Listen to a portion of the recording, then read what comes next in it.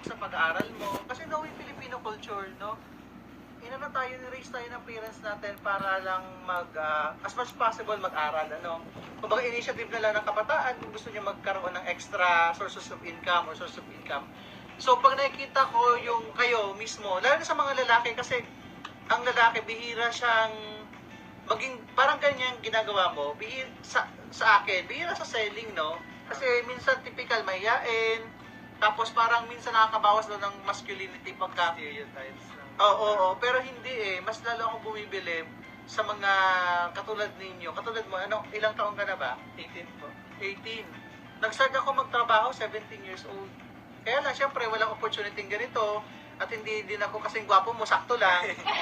So, ang first job ko is service crew. Ayan, sa Big's Diner, sa Naga. So, 17 years old. Mahirap yung trabaho kasi hard labor yun eh. Pero you are very fortunate kasi may mga ganito ng opportunity para sa inyo. But then again, katulad ng sinabi ko, kung wala kang ina-aspire in the future, kahit na may opportunity, hindi mo din yan i-grab doon. Ako naman po kasi sir, nag-start po talaga ako mag-earn ng money, hindi po siya like willingly. Nasa hobby ko po siya. Okay. Yung sa sports ko po. May mga yun during pandemic po siya. Nagbabike-bike po ako ng that time. Kumbaga nasa hilig ko po, tapos nag-earn pa ako ng money. Parang Ano yun? competition po siya sa pagbabike. Tapos pag nanalo ka po, may parang ewan ko po ba kung appropriate siya sabihin na parang bad money. Parang ganun Ay, po. oo. Parang ganun po yung Is it term. parang marathon, meron Race po race siya. ang tawag, siya no? ng sa Ay, it's pagbabike. okay.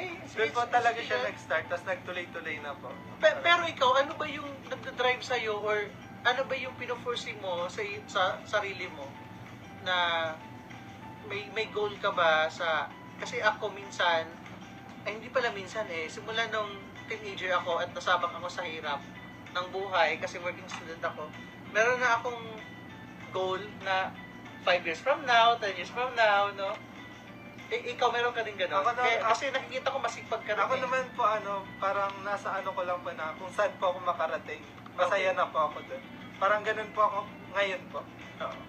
Kasi po parang alam niyo po yung ginagawa ko lang po talaga siya nang masaya ako. Kaya yun po yung na-foresee ko for now. Parang sa future na kung nasan ako, at least masaya ako doon sa ginawa ko. Okay. Tapos gusto mo, masaya ka, tapos may kasama ka pa. Okay, at masaya.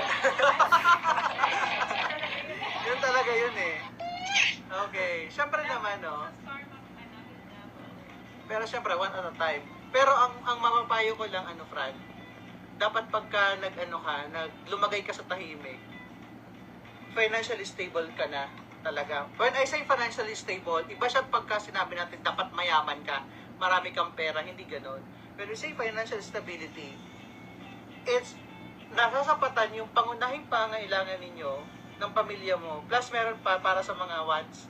No? Hindi naman yung magarbo. Nag-i-exceed lang yung income versus dun sa expense. So, yun yung ginawa ko noon. Kasi syempre, kami, kumbaga, lang naman yung source of income namin before. Pero I try to make it sure na magpapakasal ako dapat stable na, financially stable. Kaya ko nang buhayin ko baka sa madaling salita. So, yun yung may advice ko sa iyo, no? Para at least masaya yung pagkasama kasi isa sa mga pinag-aawayan ng mag-asawa, number one reason is problema sa pera. Ganun siya. Reality siya ng buhay. Hindi sa makipera yung babae or makipera ka. Kasi pag hindi na sapat, halimbawa, walang pambili ng gatas or walang pambayad ng kuryente tubig, so paano kayo mag-aaway? So dapat, eto nga sabi ko sa iyo, humahanga ako sa mga katulad mo kasi kahit na at the age of 18, meron ka ng aspiration, may drive ka na, no, to generate your own income. Mas magaling din mag-sales talk, no? Basahin ko na po yung Okay. sa hikaw. Kay Katcho and si Micas Myra for Joy. Thank you so much po sa mga nagmay ng ikaw. Hikaw, pwede pa daw. Oo. May nakikita ko sa comment about sa age. You know, sa relationship, age doesn't matter eh. Yeah, matanda si Tin sa akin, ng buwan lang naman. Pero para sa akin ha, as long na kaya ninyong mag-build ng family, no? Responsible kayo pareho. Doesn't matter kung sinong matanda, sinong bata. Diba? Yeah, as long as responsible kayo, kaya niyong buhayin yung mga anak, magiging anak ninyo, kaya niyong sapatan yung pangangailangan ng bawat isa, walang problema sa edad. Walang problema. Never po tayo tawag dito, mag-discriminate sa age, no? Or kaya naman, silipin natin yung edad, masyado pa tong bata, masyadong ang tanda naman ito. Hindi po ganon. Hindi po ganon sa pag-aasawa. Kasi ang pagpapamilya, ang pag-aasawa, isang responsibilidad yan. At kahit sinong edad, kahit anong edad mo, as long na responsible ka, kasi may mga gurang na, katulad ng mga basher na gurang, di ba? Mga basher na gurang-gurang na, hindi pa rin marunong sa buhay nila. Meron naman na, bata pa lang, no? At the age of 17, 18 years old, responsable na. Baka, siguro sabihin natin 20, 21 years old, kayang-kaya na bumuhay ng pamilya. So, walang masama po doon. Okay? Nagbasa na ba tayo? Okay, sige. Ano pa, filter? Thank you po, Ma'am Nicole Octuso Transfee sa 100 stars. May Ayun, may pagpuso. Ayun. Kaya minsan naano ako sa mga comment na masyado pa tong bata para dun sa ano. Sabi ko, ano yung basis? Kung sa edad lang po ang basis, masyadong mababaw yun. Masyadong mababaw. I'm telling you frankly, ako po nag-asawa ako hindi dahil sa edad, kundi dahil sa kaya ko ng bumuhay ng pamilya. Ganun, simple as that. Ayan, guys. So, ito na yung next item natin.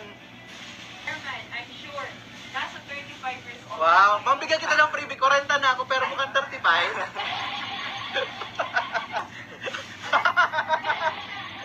Grabe. Wait lang. Grabe ang ugot ni... Sino ba to? Baka nawala. Ayun.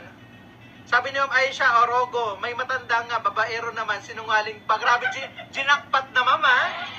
Talagang sinalo niya na lahat ng kabalbalan. Winner takes it all ang peg ng asawa or boyfriend nyo. Grabe naman, may hugot si Ma'am Aisha, oh. Uy, may 50 stars. Thank you Thank so you. much, Ma'am Brenda Garado sa 50 stars. Hello po. Matured na tayo. Pag matured po tayo, mga ganong usapan yung ano natin. Walang problema, walang masama sa ganon. Pag-aasawa, pagpapamilya, pagkakaroon ng relationship, pagkakaroon ng financial goal. For mature persons po yung mga yan. It's normal, it's normal. Sige pa po yung inabot. Okay po, next item. Maganda din yun for sure. White. Ang code name niya po is White. A good advisor pa. Yan si Chair. Siyempre naman. Kailangan po eh. Nabasa na tuloy-tuloy yung kanya-kanya. Ayan. Meron kasing parang iniintay mo yung, lalo sa babae, pagka nakita nyo na po, huwag na kayong choosy. Kasi for example, di ba, ano na kayo, 29, 30 years old, or 35 lalo na, pag 40 na, di ba? Pag ganun may nakita, kasi wala pong perfectong tao, walang perfect na tao. Yung ideal na sinasabi mo, ideal husband or ideal wife, wala pong ganun eh. Kasi, alam niyo yung relationship, di ba, papasensya yan, sakripisyo. So, dun lang po ninyo malilinang yan as time goes by pag nagkasama na kayo ng matagal. Pero may mga, syempre, may mga Fran, may mga checklist ka din. Hindi naman grab ka lang ng grab. Yes po. Pag nakita nyo okay na, huwag na kayong maghintay pa kasi baka malipasan na kayo. Ang lalaki, okay lang kami. That is sad reality, di ba? Kasi kumbaga, wala kaming expiration. Ang babae kasi meron. So, pagka may nakita na po kayo, wag na kayong choosy. No? Ikaw ang basis mo, dapat Malapiola Pascual. Ay talagang mahirap yun hanapin. Diba? Mala Alden Richards, Mala Fran. O, ayan. Ganun lang tayo. Ayan. Pag-out na magmay na kayo, dami na namin kwento. Hindi at least para ganahan silang manood. Walang bibitaw. Matagal mo ma-expired. Meron din naman, siguro meron nga lolo na eh, tatang na lolo na 85, nakakabuo pa rin, diba? Ayun. at the age of, I think parang 45 onwards yung babae, nandun na sa menopausal stage. So, yun. Kaway-kaway sa mga. Aray ko kamay-kamay sa mga isa. Oh, generally speaking, wala po kami dito pinapatamaan. Realidad ng buhay, di ba? Kung nasaktan kayo, di, pasensya kayo. Di ba? Sabi ko mga bebe, naman ako German sa dati. Alam niyo kung bakit? Masyado kasi kayo choosy eh. Nahanap niyo yung ideal. Sabi ko po sa inyo, walang perfecto, wala kayong kung ideal. Diba? Nalilinaw yung ideal relationship pagka tumatagal na kayo bilang mag-asawa or sa isang bubong. Kahit nga po pagka, pansinin nyo, pag mag-boyfriend-girlfriend lang kayo, gusto ninyong isa't isa, subukan po ninyong manirahan sa isang bubong. Nandun na yung parang hawayan, maghihiwalay na kayo. Alam niyo po kung bakit? Magkaiba yung kulturang kinagisnan ninyo eh. Tapos bigla kayong magsasama sa isang bubong. So kailangan nyo talaga ng mahabang pagpapasensya at sakripisyo. Yun, pagka na-sustain nyo, na-maintain nyo po ninyo yun, sa haba ng panahon, dun nyo masasabi yung tinatawag na ideal relationship. Basa! Pero may na? Uy, mag-mine kayo! Mag-mine na kayo ng white! Dalawa na ng pants, nasa white.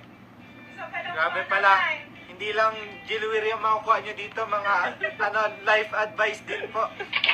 Ayan, mag-mine na po sa white. Mine white, 580 po ito. Okay na, ito po sa white. Si Ma'am Celis. Okay, wala na. Yun lang. May dalawa pa po nito sa mag-ahabol Ang dami po. namin kwento, tapos yun lang. May dalawa pa po. May dalawa pa. Habol na po kayo.